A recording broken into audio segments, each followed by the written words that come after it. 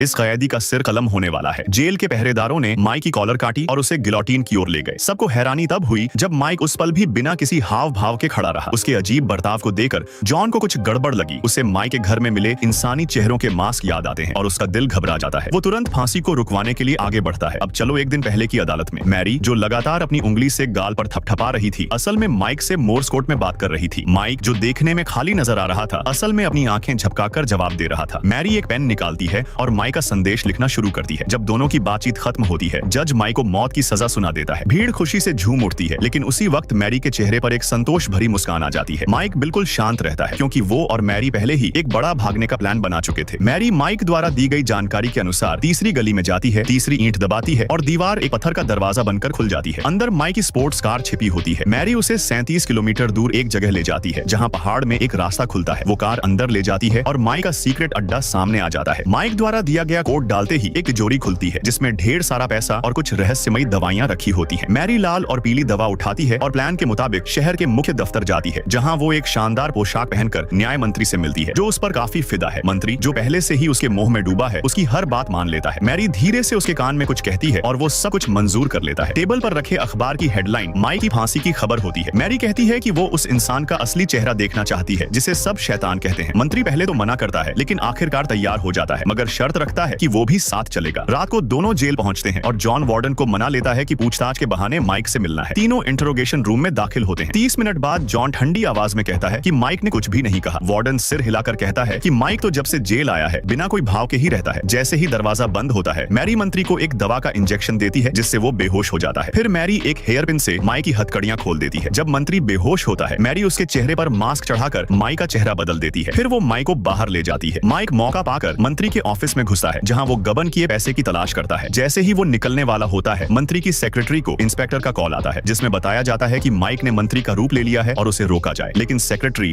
उसे किसी ठगी की कॉल समझकर गुस्से में काट देती है। माइक, जो सब सुन रहा था, जल्दी से वहां से भागता है। उस पुलिस वाले के सामने से निकलता है जो उसे पकड़ने आया था। फिर वो बाहर निकलकर मैरी की कार में बैठता है और दोनों वहां से निकल जाते हैं।